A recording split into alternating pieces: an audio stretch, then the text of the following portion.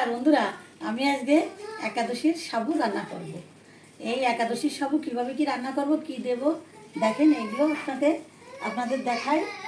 এই পেঁপে লাগবে, এই পেঁপেটা আমি কুচিয়ে নিয়েছি, এই ছোট ছোট করে কুচিয়ে নিয়েছি। তারপরে এই আলুটা লাগবে, আলুটা আমি ছোট ছোট করে কেটে নিয়েছি। এই কুমড়ো লাগবে, কুমড়োটা আমি ছোট ছোট করে কেটে নিয়েছি। আর এই বাদাম লাগবে, বাদামটা আমি ধুয়ে নিয়েছি। আর এই সাবুটা আমি ভিজিয়ে রেখেছিলাম 2 ঘন্টা আগে, জল ঝরিয়ে নিয়েছি। এই কিশমিশটা দেবো, এই কিশমিশটা রেখেছি।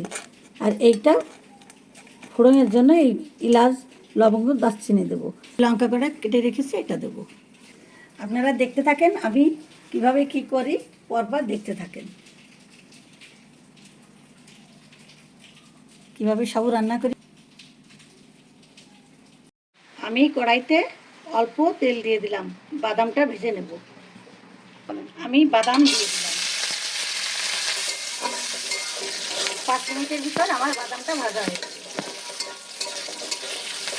আমার বাদামটা ভাজা হয়ে গেছে, এখন আমি সব এক এক করে তুলে নেব।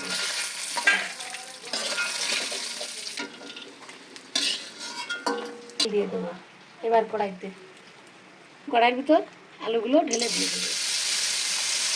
আমি এর ভিতরে একটু লবণ দিয়ে দেবো। আমি কাজে সবসময় সন্দক লবণ ব্যবহার করি। আমি এই লঙ্কা কয়টা আলুর ভিতর দিয়ে দেবো। আমি এই আলু ভাজি হলুদ দেবো, হলুদ পাতে রান্না হবে। আমার আলুটা ভাজা হয়ে গেছে। দেখেন বন্ধুরা, আমি আলু ভাজা, একাদশীর এই আলু ভাজায় আমি হলুদ ব্যবহার করি না। হলুদ বাদেই ভাজিটা হয়ে গেল।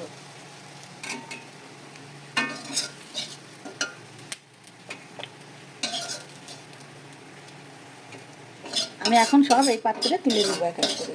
এই যে আমার আলুটা ভাজা হয়ে গেছে, দেখেন।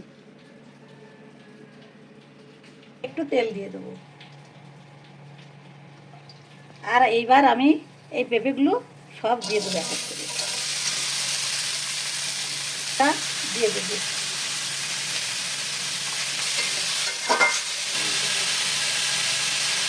দিয়ে দেবো। এটা আস্তে আস্তে নাড়তে নাড়তে ভাজা হয়ে যাবে। আমার পেঁপে ভাজিটা হয়ে গেছে, দেখেন।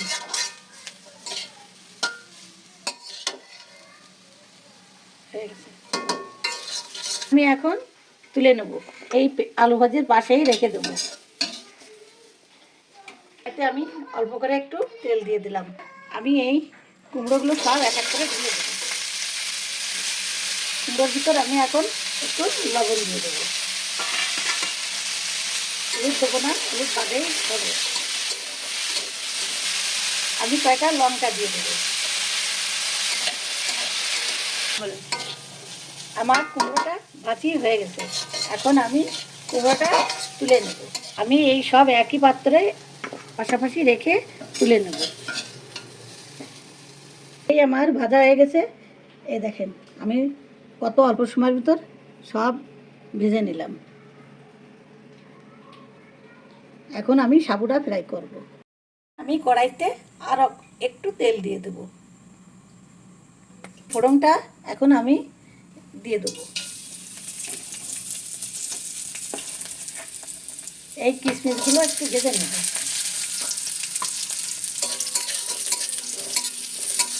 এবার আমি সাবুটা দিয়ে দেবো। আমি দিয়ে দিলাম। এবার এর ভিতরে একটু লবণ দিয়ে দেবো, হালকা একটু লবণ দিয়ে দেবো। আমি এটা মিডিয়াম আঁচে একদম স্লো আঁচে দিয়ে দেবো। এটা আমি দেখে দেব। এইবার আমি দেখে নেব কেমন হলো।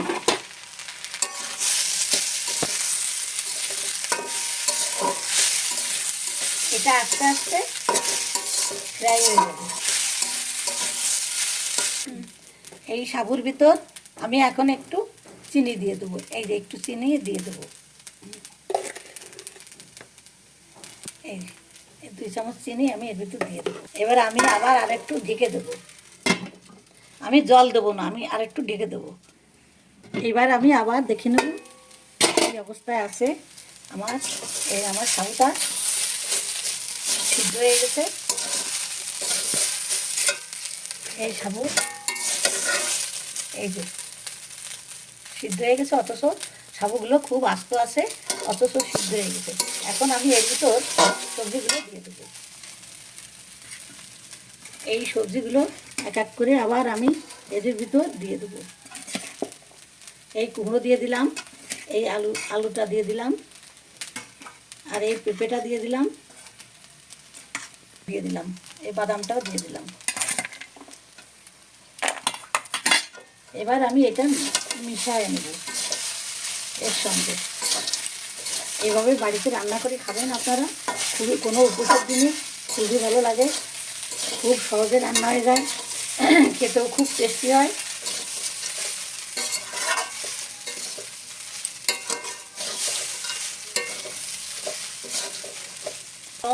পাতলা করে রান্না করলে, ঝোল ঝোল রান্না করলে আমি খেতে পারি না, আমি ঠিক এইভাবে ফ্রাই করার মতন করি, এটা খেতে খুবই ভালো লাগে। এই যে আমার সাবুটা আমার রান্না হয়ে গেল, রান্না হয়ে গেল। এবার আমি পরিবেশন করে দেখাবো।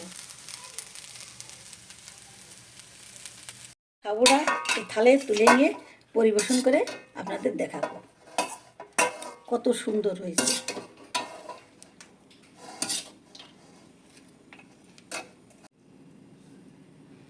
দেখেন বন্ধুরা, আমার কত তাড়াতাড়ি সাবুটা রান্না করা হয়ে গেল। আপনারা এইভাবে বাড়িতে করে খেয়ে দেখবেন, খুবই ভালো লাগবে, অল্প সময়ের ভিতর হয়ে যাবে। খেয়ে ভালো লাগলে কমেন্টস করে জানাবেন। আপনারা ভালো থাকেন, সুস্থ থাকেন, আশা করি রেসিপিটা খুবই ভালো লাগবে। ভালো লাগলে কমেন্টস করে জানাবেন।